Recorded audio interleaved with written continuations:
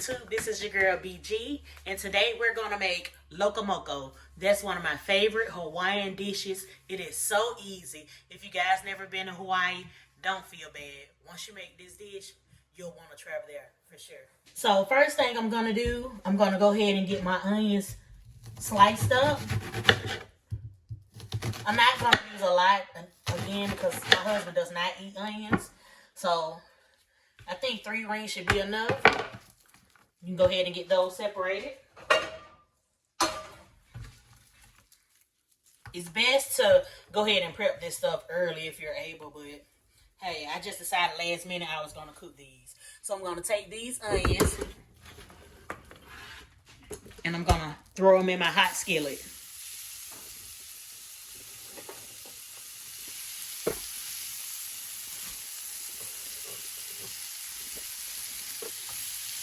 So again, all we're going to do is let these caramelize. Now I'm going to take ground beef because I'm using ground beef for this dish. This is a 2.25 pound of ground beef. I'm not going to use all of it. I'm just going to use maybe half of it.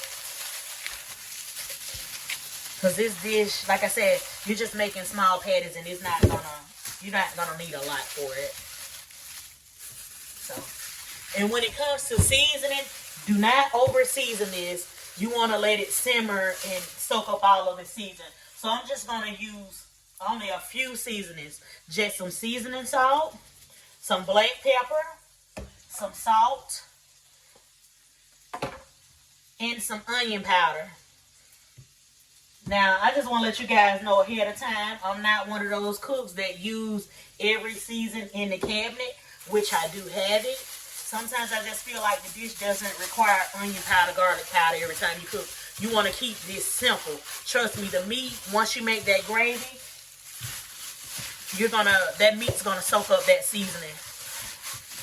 So again, you don't want to over mix it. This is nothing special. You'll just take it, make them into small balls. If you have a scale, you can weigh them so they can all be the same. But I've been doing it long enough I can eyeball it.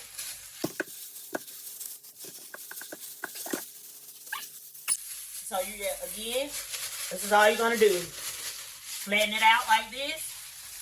And then that'll be done.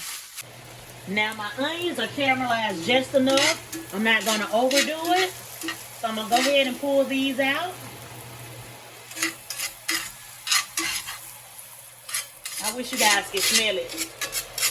I think even if you don't like onions or eat onions, just the smell alone would change your mind. Like certain dishes just have to have onions with it. So yeah, go ahead and remove those. And this is what the patties look like once I got done with them. I'm going to take them and place them in that same skillet my onions were simmering in. They're kind of juicy right now, but they're going to cook down. And then I'll be back. Now with these burgers, you don't want to overcook them like me. You don't want them well done. You want to cook them halfway through so it can still be some pink when it simmers in that gravy. So we're going to go ahead and get these burgers flipped. And while we wait on these burgers to finish, I'm going to start with my toppings that I like to add to this dish. So the topping I'm going to use, avocado. So make sure you wash your avocado off. And I'm going to do it just as if I was making a salad. The avocado will be on the side. That's it. And then I'm going to just slice it. You don't have to do this. Again, this is just something I like to eat with this dish. And this is how it was served to me the first time I had it. I don't want that brown piece. That's why I'm skipping over that section. And if you're going to start a garden, I've been watching videos where you can use the avocado seeds. Right at this temperature, I think the burgers are ready to go. So I'm going to go ahead and get these removed. Now, I'm going to show you guys how to make some old school gravy. I don't use gravy packs at all. I do not like the taste of gravy packs. So you see why it looks like it's burning, but it's not. So to that, Sometimes if it's extra grease, you can drain it off, but this will be just enough for the dish.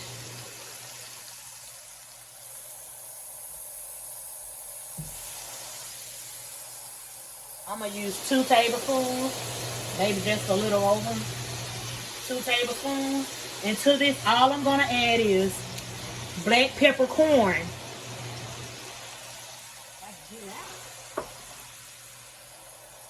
This was already had some onion flavor to it. I'm not gonna add any onion powder. So it's basically flour, salt, and pepper. So what you're gonna do now is just scrape the drippings that was at the bottom of this pan.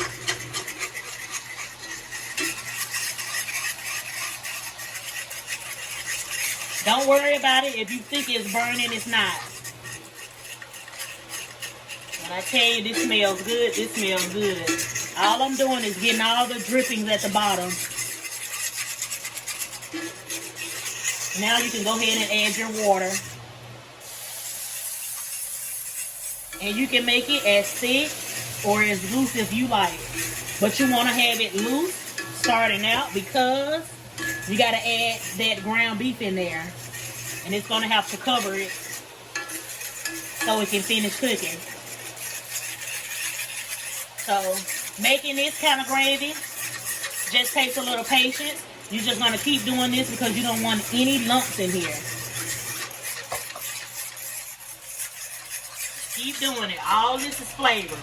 You're just getting those drippings at the bottom. Just keep doing this. Now this is the consistency that I like. I know you guys thinking this is super loose, but once it gets done simmering, it's really gonna thicken up. And also to give it that perfect color, use some of that Kitchen Banquet browning and seasoning sauce. That's gonna give you that brown color you're used to seeing. Let's pour some in there.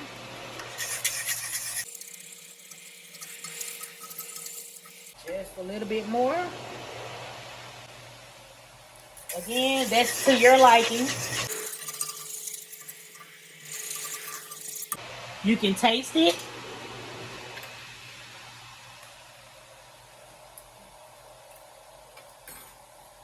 I'm going to add more pepper and salt. My husband loves pepper, guys. And you don't even really taste any of the onions, even though they were cooked in there. So I'm just sprinkle just a little in there.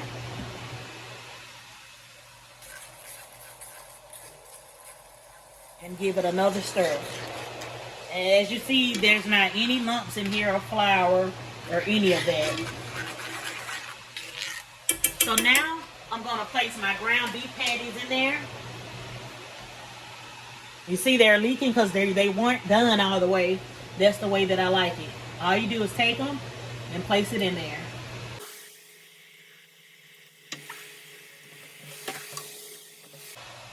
Make sure your patties are covered. 5 minutes, you'll come back and you'll flip it. And you'll do that again until that gravy starts to thicken. Go ahead and get this covered up. Now I'm checking back on my gravy. As you guys can see, it's already getting a little thicker.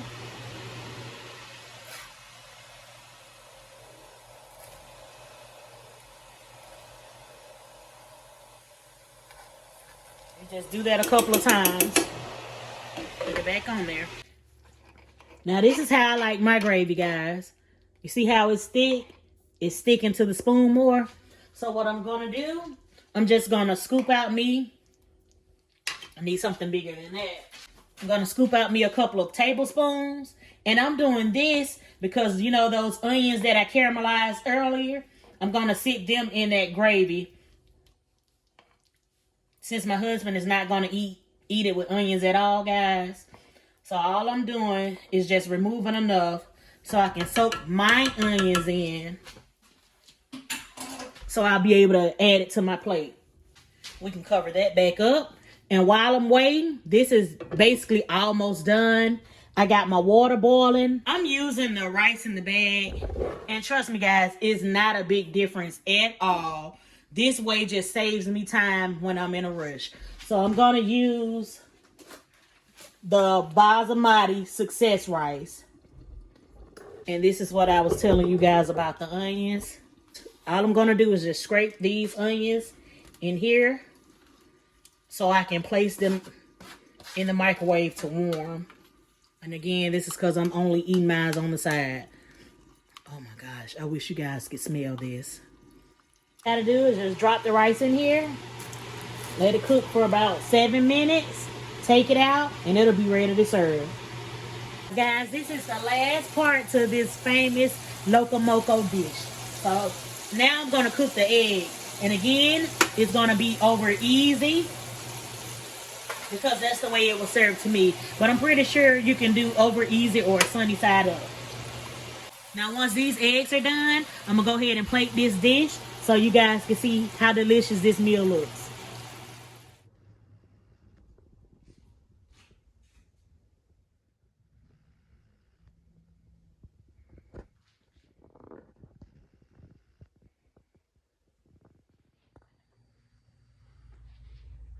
Now, if you guys decide to try this recipe out, let me know in the comments. And I guarantee you, once you make this, you won't stop making it.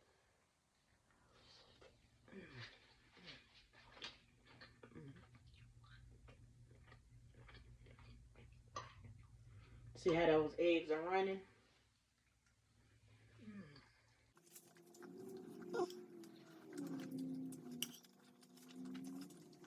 Loco Moco. Try this recipe out, guys. And let me know what you think. Thanks so much for watching this video.